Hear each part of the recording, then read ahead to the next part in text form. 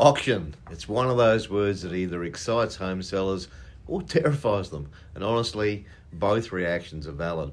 Selling by auction in Yarrabilba could be an absolute winner, or it could work against you. So today I'm going to give you the honest pros and cons so you can decide if it's the right strategy for your home. Let's start with why auction could be a great option. First up, competition.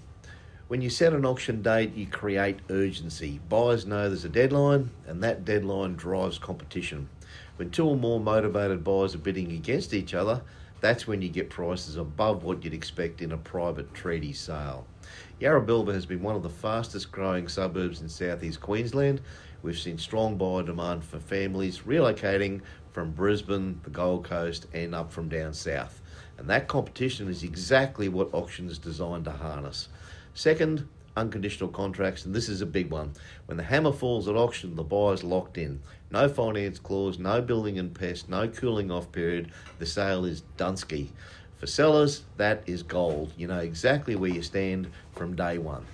Third, the campaign itself does the marketing for you. An auction campaign typically runs 3 or 4 weeks of intensive open homes, advertising and buyer follow-up. Even if you don't sell under the hammer, that campaign generates a pool of qualified interested buyers, which puts you in a really strong position to negotiate immediately after the auction. Now the cons. And I want to be straight here because not every home in Yarrabilba is suited to auction. The biggest risk is a slow market or low buyer numbers. If only 1 or 2 buyers show up on auction day, you lose that competitive tension entirely. You could end up passing the home in, meaning it doesn't sell, and that can actually damage your negotiating position after the auction because buyers know you didn't get a result on the day.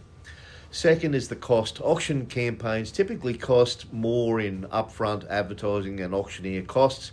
In Queensland, you're generally looking at somewhere between $1,000 and $2,000 extra, depending on the campaign. That's money you're spending before you know the outcome. Third, not all buyers can bid at auction. This is important. A big portion of Yarrabilba buyers are first home buyers or young families who are still waiting on finance approval or who need to sell their existing home first. Those buyers simply can't participate in an auction. That can narrow your buyer pool, and a smaller buyer pool means less competition. So what's the verdict for Yarrabilba? In my experience, auction works best when your property stands out from the crowd. A larger block, a premium build, a pool, something that's hard to put a standard price on because buyers will compete to secure it. It also works well when buyer demand is strong and stock is low. But here's the thing about Yarrabilba. A lot of the homes in the estate are relatively similar in size and spec. When buyers have comparable options nearby, the urgency of an auction can be harder to create. In those cases, a well-priced private treaty campaign with a sharp asking price and strong marketing can actually deliver a faster, cleaner result with less stress. The honest answer, no one size fits all. The right strategy depends on your property, your timeline, and what the market is doing right now. If you're thinking about selling in Yarrabilba and you want to know which strategy is right for you, I'm happy to have a no obligation chat. Simply give me a call and you have a wonderful day.